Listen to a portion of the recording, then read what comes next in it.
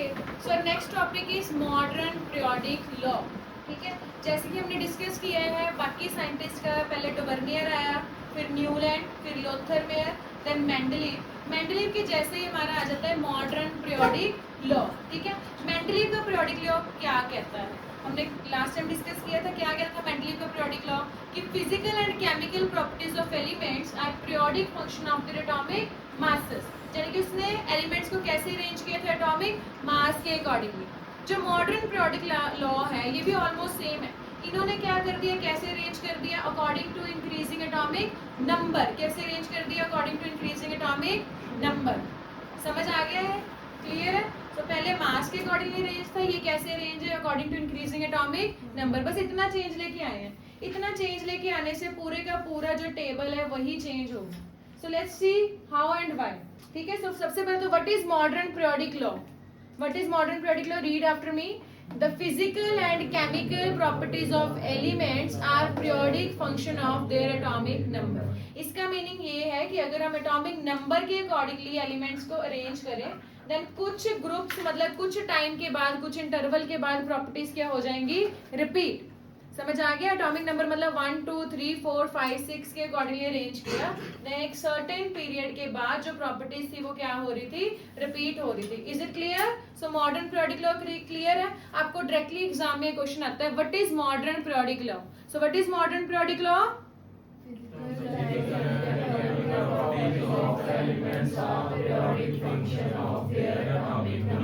समझ आ गया।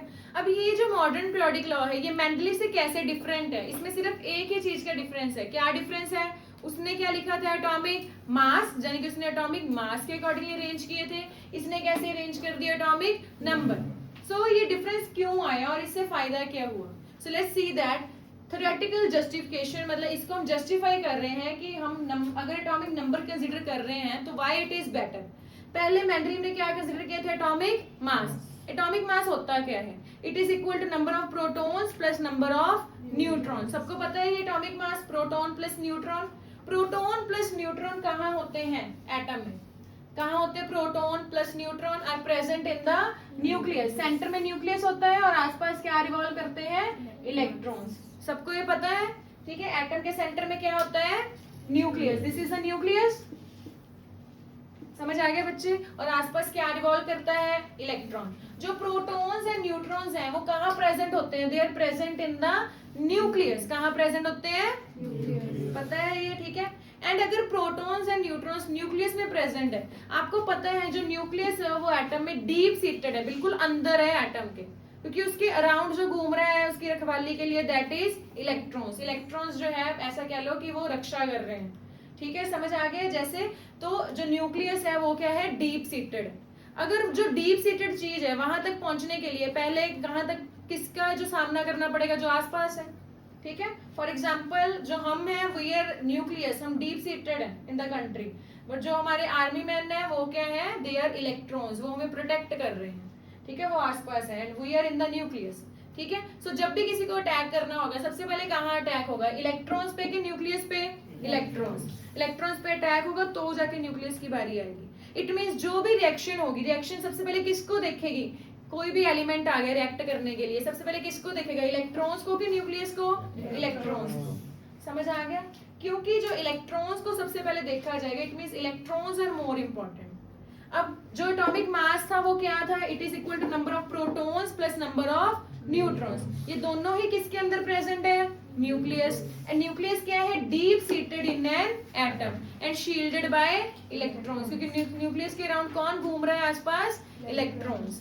इतना क्लियर है। बट जो एटॉमिक नंबर है जो मॉडर्न पीरियोडिक लॉ ने चूज किया, atomic number is equal to number of electrons, and जो भी रिएक्शन होगी वो किस पे डिपेंड करेगी, इलेक्ट्रॉन्स पे।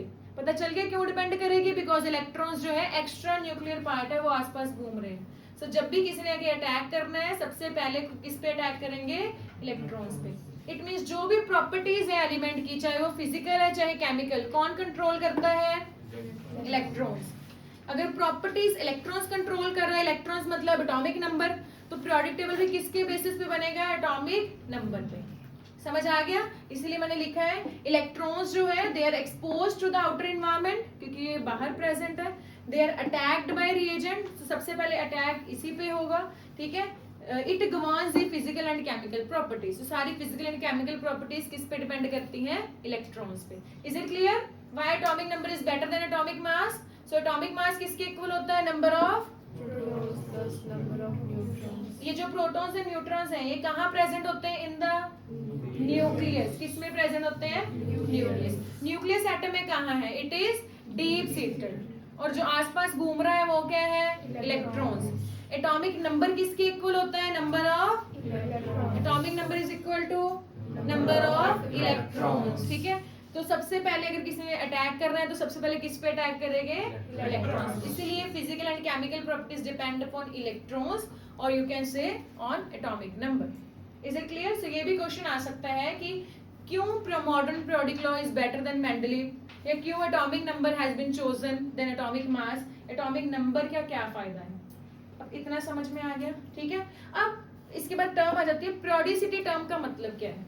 पीरियोडिसिटी का मतलब है कि एक पीरियड के बाद जो सेम चीज रिपीट हो रही है। जैसे आपके स्कूल में पीरियड्स लगते हैं, मगर 40 मिनट्स के एक पीरियड है, 40 मिनट्स के बाद सेम फिर पीरियड एक लगेगा, मतलब 40 मिनट्स का एक इंटरवल है, इंटरवल के बाद सेम चीज रिपीट होती जाती है।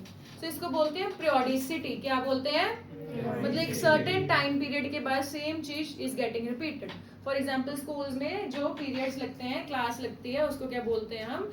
मतलब पीरियोडिसिटी कह सकते हैं, क्योंकि सेम चीज रिपीट हो रही है आफ्टर सर्टेन टाइम इंटरवल। हर 40 मिनट के बाद एक नेक्स्ट लेक्चर लग रहा है। Is it clear? So periodicity मतलब क्या होता है? Repetition of similar properties after certain regular intervals.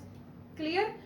ऐसा हम मान ले कि हर 8 एलिमेंट सपोज, ठीक है, हम सपोज करें, क्योंकि हमें भी पीरियोडिक टेबल हमने पढ़ा नहीं है, कि हर 8 एलिमेंट के बाद जो 9th एलिमेंट आ रहा है वो सेम आ रहा है फर्स्ट के जैसा, ठीक है। फिर 8 एलिमेंट्स रख लो, फिर जो 9th आएगा क्या आएगा? सेम। अगर ऐसा कुछ हो कि जो एक सर्टेन इंटरवल के बाद सेम चीजें आती जाएं, तो उसको क्या बोलते हैं? पीरियोडिसिटी। क्या बोलते हैं? So what is periodicity? बोलिए। Repetition of similar properties after certain regular intervals. इतना क्लियर है बच्चे? समझ आ गया? अब इसका कॉज क्या है इसमें पीरियोडिक टेबल में, यानी कि क्यों ये बार बार रिपीट हो रही हैं प्रॉपर्टीज, ठीक है। इसका कॉज है repetition of similar electronic configuration, यानी कि एक सर्टेन टाइम पीरियड के बाद प्रॉपर्टीज क्या हो रही हैं? रिपीट। क्यों? क्योंकि कॉन्फ़िगरेशन रिपीट हो रही है। अब जो इलेक्ट्रॉनिक कॉन्फ़िगरेशन है ये हम स्ट्रक्चर ऑफ एटम में स्टडी कर लेते हैं। एक बार इसको हम दोबारा आज देख लेंगे कैसे रिपीट होती हैं। जैसे मैंने सबसे पहले डिस्कस किया है ग्रुप 18, ठीक है। अब आपको कितने ग्रुप्स हैं ये सब सारा हम नेक्स्ट पीरियोडिक टेबल में पढ़ेंगे, जो अभी डिस्कस करेंगे long form of periodic table. उसमें जो लास्ट ग्रुप होता है वो 18th होता है। इसको डिस्कस करना इंपॉर्टेंट है, क्योंकि अगर नोबल गैसेस याद होगी then you can learn all the elements, ठीक है। सो सबसे जो लास्ट ग्रुप होता है that is group number 18 is noble gases. सबको पता है नोबल गैसेस के बारे में सुना है? क्या होती है नोबल गैसेस? जो किसी के साथ रिएक्ट नहीं करती। सो इसके बारे में जानना बहुत जरूरी है। सो कॉन्फ़िगरेशन को पहले इसको ध्यान से देख लेंगे तो आपको बाकी समझ आ जाएगी। सबसे पहले नोबल गैसेस है कौन कौन सी? फर्स्ट इज हीलियम, फर्स्ट वाली कौन सी है? H is helium, second is neon, N is neon, next is argon, Ar कौन सी है? Argon, next is krypton, Kr कौन सी है? Krypton, X is xenon, Xe कौन सी है? Rn इज रेडॉन, Rn कौन सी है? रेडॉन। समझ आ गया? सो एक बार हम दोबारा डिस्कस करेंगे कौन कौन सी है। Helium, neon, argon, krypton, xenon, radon. Clear है जी? अब इनके मैंने एटॉमिक नंबर लिखे हुए हैं। एटॉमिक नंबर कैसे याद करते हैं? सबसे पहला जो हीलियम का है दैट इज सेकंड, 2 है। अब ये कैसे आया? जब पीरियोडिक टेबल डिस्कस करेंगे आपको पता चल जाएगा। सो सेकंड नंबर पे कौन है? हीलियम। क्या है? हीलियम। उसके बाद जो ये ग्रुप के एलिमेंट्स है ना, इनका एटॉमिक नंबर याद करने के लिए एक मैजिक नंबर याद करते हैं। दिस इज मैजिक नंबर, जो मैंने साइड पे लिखा हुआ है, ठीक है। अगर आपको ये मैजिक नंबर आ गया, आपको बाकियों के भी एटॉमिक नंबर आ जाएंगे। फॉर एग्जाम्पल अगर हीलियम का 2 है तो 2 में हम ऐड कर देंगे मैजिक नंबर फर्स्ट इज 8। क्या ऐड कर देंगे? 2 में 8 ऐड कर दिया तो नेक्स्ट का कितना आ गया? 2 + 8 10। कितना आ गया? 10। फिर इस 10 में 8 ऐड किया तो कितना आ गया? 18। नेक्स्ट कितना आ गया? 18। सो नेक्स्ट 18 में फिर से क्या ऐड किया? 18। तो नेक्स्ट कितना आ गया? 36।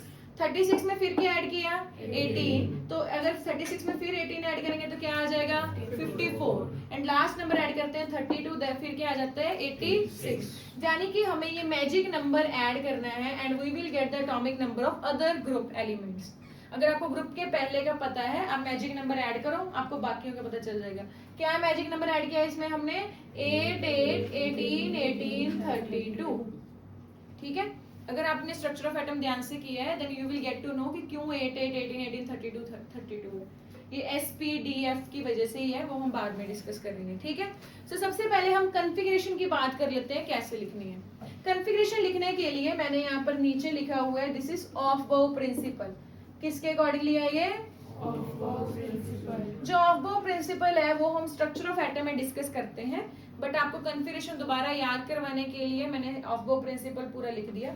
ऑफ बाउ एक्चुअली कहता है कि पहले हम जो इलेक्ट्रॉन की फिलिंग करेंगे पहले लोअर ऑर्बिटल में करो फिर हायर में जाओ। ठीक है, सो ऑफ बाउ के अकॉर्डिंगली हम सबसे पहले फिलिंग ऑफ इलेक्ट्रॉन किस में करेंगे? Lower to higher. समझ आ गया? अब मैंने ये जो ऑर्बिटल लिखे हैं वो मैंने लोअर टू हायर ही लिखे हैं। आपको कैसे याद रखना है? There is a trick.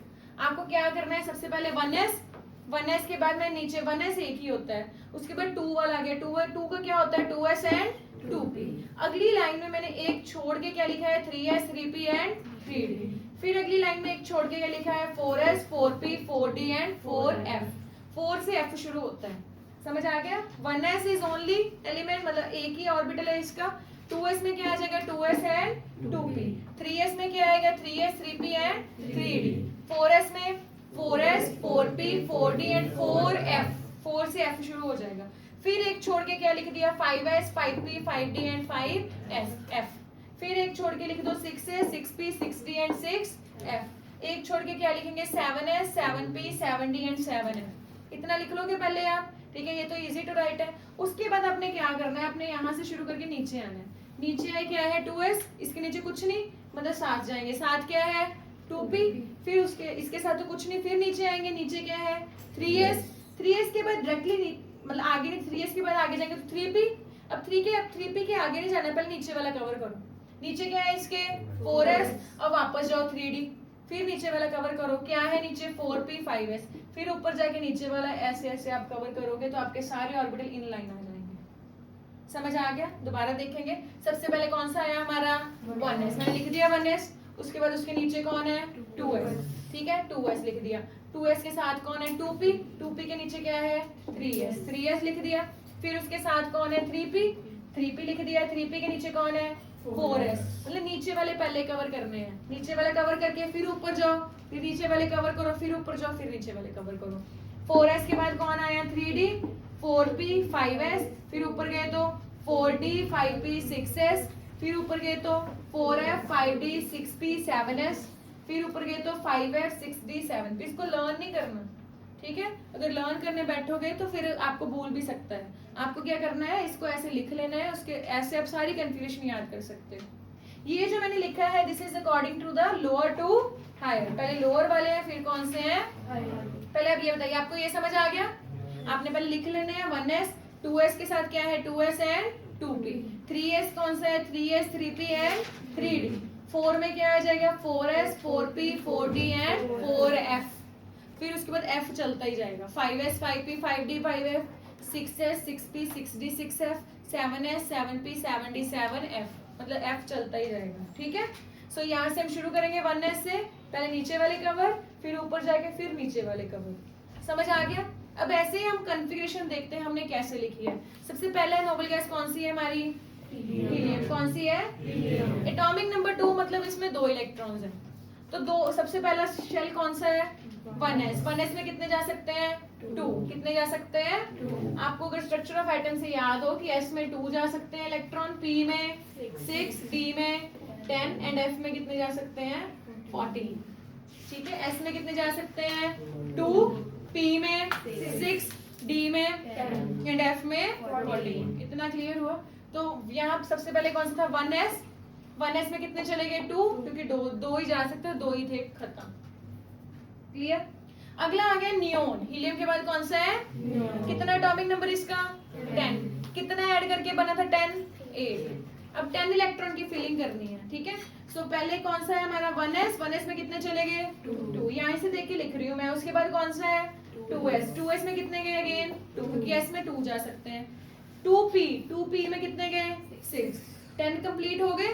2 + 2 4, 4 + 6 10। आपको 10 कंप्लीट करने हैं क्योंकि नियोन का एटॉमिक नंबर कितना है 10। समझ आ गया? चलिए help me out in argon. Argon का एटॉमिक नंबर कितना है 18, ठीक है। Everybody shall speak. आर्गन का एटॉमिक नंबर कितना है 18। सबसे पहले शुरू करेंगे, पहला है कौन सा, कितने जाएंगे 1s में 2, फिर 2s में कितने जाएंगे 2, 2p में 6। ये तो पहले जैसे ही हो गया ना, हीलियम जैसे ही 10 पूरे हो गए ना, नियोन जैसा हो गया, 10 कंप्लीट हो गए। अब उसके बाद कौन सा है 3s, 3s में कितने चले गए 10 + 2 12। और कितने चाहिए 18 कंप्लीट करने के लिए 6, तो किस में फिल करेंगे 3p में 6। कितना क्लियर है? इसको आप ये भी लिख सकते थे कि हीलियम जो नियोन था, नियोन में 10 चले गए थे, 2p 6 तक तो सेम ही था। एक्स्ट्रा क्या फिल किया हमने, सिर्फ 3s2 3p 6। क्लियर, समझ आ गया? चलिए अगला क्रिप्टन देखते हैं। क्रिप्टन में कितने हैं 36। कितने हैं यहाँ तक हम कर चुके हैं 3p 6 तक, यहाँ तक हो चुका है ऑलरेडी। कितने हो चुके थे यहाँ पर 18 ही और फिल करने हैं 36 के लिए। तो 3p के बाद कौन आएगा 4s, तो 18 + 2, 18 + 2 कितना हो गया 20। उसके बाद कौन आएगा 3d मतलब 3d में कितने जाएंगे 10। सो 18 + 2 20, 20 + 10 30। अब कितने चाहिए और 6, तो 3d के बाद कौन है 4p, 4p क्या आ गया 6। तो इसको देख देख कैसे फिल करी जाने हैं, हमने फिल कर देने। बट एक ध्यान रखिए, इसको हम और कैसे फिल कर सकते हैं। 3p 6 तक तो आर्गन ही था, तो इसको हम कैसे लिख सकते हैं स्क्वायर ब्रैकेट आर्गन 18, क्योंकि 3p 6 तक हमने वही कवर कर लिया। 3p 6 मतलब यहाँ तक हमने कवर कर लिया। अब उसके बाद बचा क्या है 4s 3d एंड 4p। एक बात ध्यान रखना है, इसको जब ऐसे लिखेंगे ना तो हम जो लास्ट वाला शेल है उसको एंड में लिख देंगे। जबकि लास्ट वाला कौन सा है 4th है ना, 4s एंड 4p, तो एंड में क्या लिख देंगे 4 वाले सारे एंड में लिख देंगे।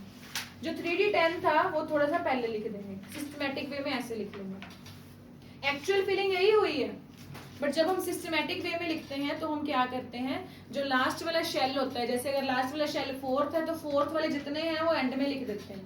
जैसे 4 वाले कौन सा था 4s एंड 4p, उसको एंड में लिख दिया। 3d 10 थोड़ा सा पहले लिख दिया, एंड बाकी तो यहाँ तक तो आर्गन वाला ही हो गया था हमारा। क्लियर, समझ आ गया? अब क्रिप्टन की फिलिंग करते हैं। यहाँ कहाँ तक फिलिंग कर चुके हैं हम 4p 6 तक कर चुके हैं। चलिए फिर 4p 6 यहाँ तक है, यहाँ तक डन। 4p 6 के बाद किसकी फिलिंग होगी यहाँ पर 5s2 कर दिया। 5s2 36 तक तो हो चुका था ना, 36 + 2 कितना हो गया 38। अब 5s2 के बाद कौन पड़ा है 4d, d में कितने जाएंगे 10, तो 38 + 10 कितना हो गया 48। 48 में कितने प्लस करेंगे 54 बन जाए 6, तो 5p 6। अब इसको लिखेंगे कैसे, यहाँ तक तो हम लिख सकते थे क्रिप्टन ही। क्रिप्टन के बाद हमने सिर्फ क्या फिल किए हैं 5s2 5p 6 एंड 4d 10। मैंने अभी आपको बताया कि जो हाईएस्ट शेल होता है उसके एंड में लिख दो, 5s2 5p 6 एंड में लिख देंगे एंड 4d 10 थोड़ा सा पहले लिख देंगे। क्लियर है बच्चे, समझ आ गया? अब मेरे को रेडॉन के तुम लोग बताओ कैसे लिखेंगे, ठीक है। रेडॉन के पहले नोबल गैस कौन सी आएगी ज़ीनॉन। कौन सी आएगी ज़ीनॉन का एटॉमिक नंबर कौन सा एटॉमिक नंबर है 54। समझ आ गया इतना? तो ज़ीनॉन तक हम कहाँ तक फिल कर चुके हैं 5p 6 यहाँ तक कर चुके हैं। अब इसके बाद किस किस की फिलिंग होनी है 6s 4f 5d and 6p, क्योंकि 6p तक हमें फिल करने हैं। यहाँ से पता चल गया ना कि 2s 2p, अगले वाले में 3s 3p, अगले वाले में 4s 4p, अगले वाले में कौन था 5s 5p। इट मींस इसके एंड में कौन आएगा 6s एंड 6p। तो ये चारों फिल करने हैं हमने। 6 एंड 6p एंड पे रखना है। उसके पहले क्या रखें, सबसे पहले क्या रखे हैं हम 4f। f में कितने जाते हैं 14, f में कितने जाएंगे 14। उसके बाद 5d, d में कितने जाएंगे 10, d में कितने जाएंगे, उसके बाद 6s2 6p 6। क्लियर? अब आपको दिमाग में क्या रखना है इन कॉन्फ़िगरेशंस में कि जो हीलियम है दैट इज 1s2। जैसे जैसे हम आगे जा रहे हैं, जैसे अगला वाला है सेकंड नंबर पे नियोन आया, तो नियोन की एंड वाली क्या बन रही है 2s2 2p 6। उसके अगले वाले की क्या बन रही है एंड में 3s2 3p 6। उसके अगले वाले की क्या बन रही है 4s2 4p 6।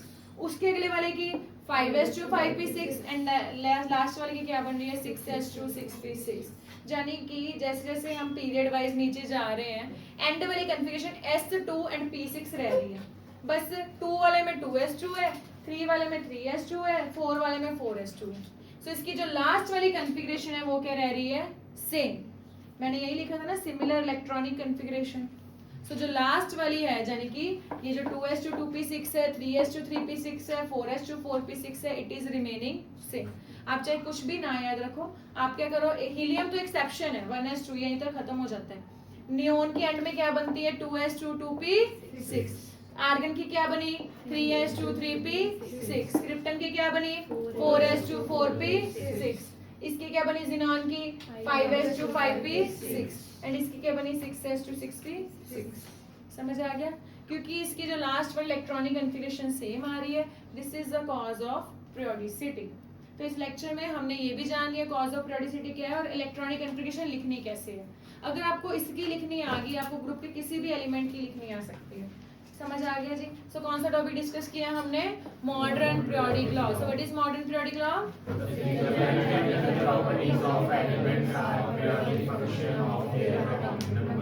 Is it clear? So what is the difference between atomic number and atomic mass? क्या होता है atomic mass? It is equal to number of protons plus number of neutrons. And what is atomic number?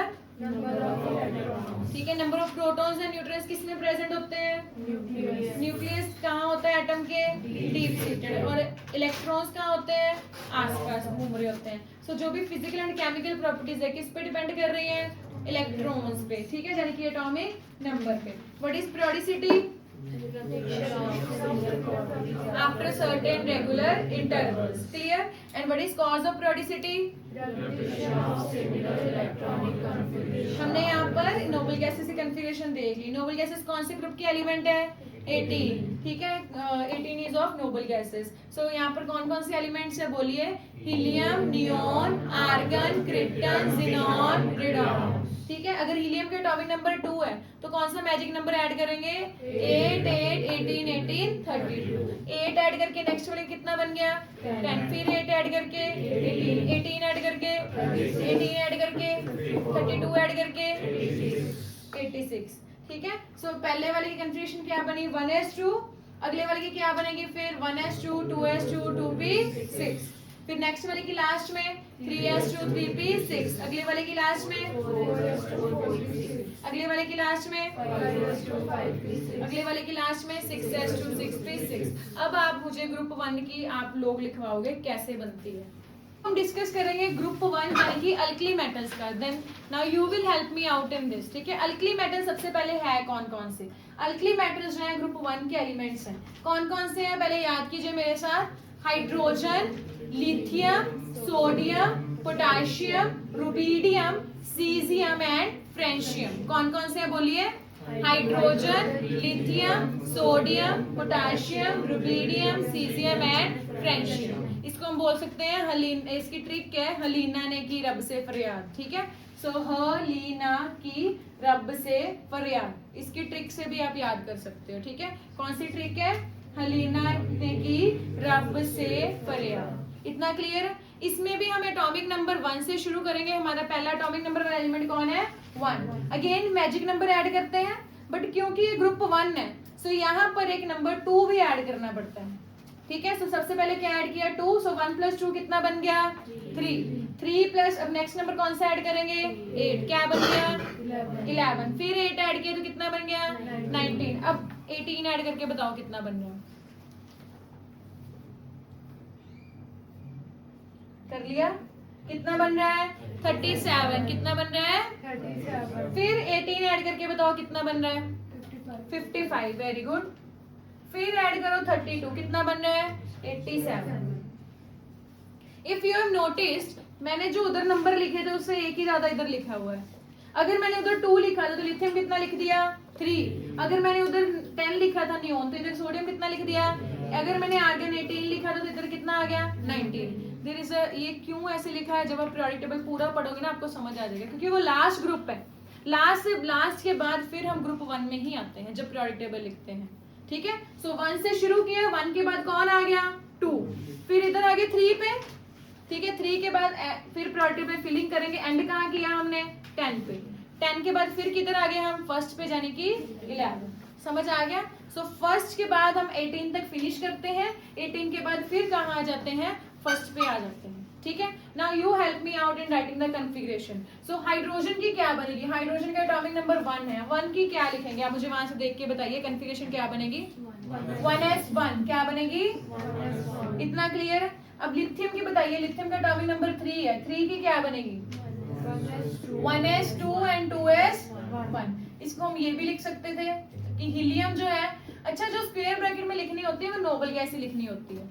Helium noble gas थी। Noble gas कितने थे helium के? 1s2। सो helium के नीचे आप 2 लिख के क्या लिख दोगे? उसके बाद 2s1 ऐसे भी लिख सकते थे, क्योंकि ये जो 1s2 है ये हीलियम है एंड हीलियम के बाद कौन आ गया? 2s1। क्लियर है बच्चे? समझ आ गया? अब मुझे सोडियम की लिखवाइए, कन्फिग्रेशन क्या बनेगी? बोलिए।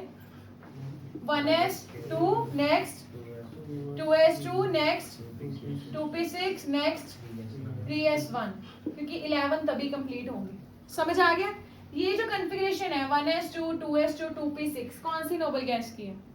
नियोन। तो हम क्या लिख सकते हैं और डाल के? नियोन। नियोन के नीचे कितना एटॉमिक नंबर उसका? 10 एंड एक्स्ट्रा हमने क्या लिखा है? 3s1। समझ आ गया बच्चे? क्लियर है? जो नोबल गैस आसपास है उसको लिख दो एंड उसके बाद आप कन्फिग्रेशन बाकी वाले लिख सकते हो, क्योंकि अगर पहले वाला 1s1 है, फिर 2s1, फिर 3s1। Now predict the other one. क्या होगा अदर वन? उसका लास्ट क्या होगा?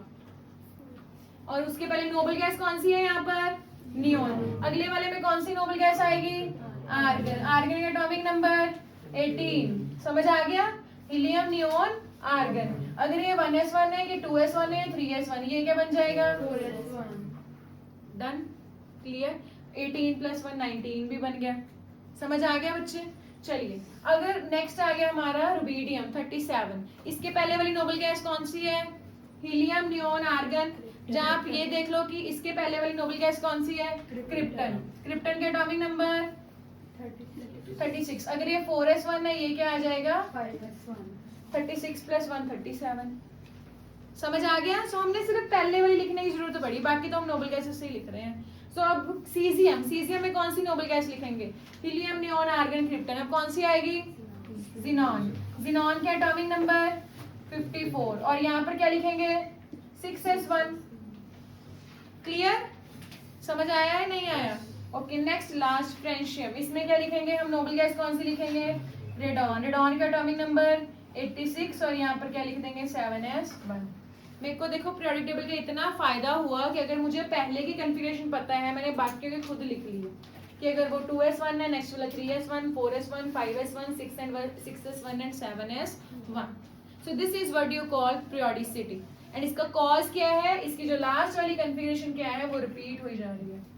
Repetition of similar electronic configuration. Is it clear? Periodicity का मतलब पता चल गया कि एक ही चीज बार बार इन सब में अल्कली मेटल्स में क्या आ रहा है? S1 S1 S1। Noble gases में क्या आ रहा था? P6, मतलब S2P6 S2P6 S2P6। This is what you call repetition और यू कैन से पीरियोडिसिटी। समझ आ गया बच्चे? ग्रुप 1 क्लियर है? Alkali metals. अल्कली मेटल्स के कौन कौन से एलिमेंट्स एक बार दोबारा याद करेंगे? Hydrogen, lithium, sodium, potassium, rubidium, caesium and francium.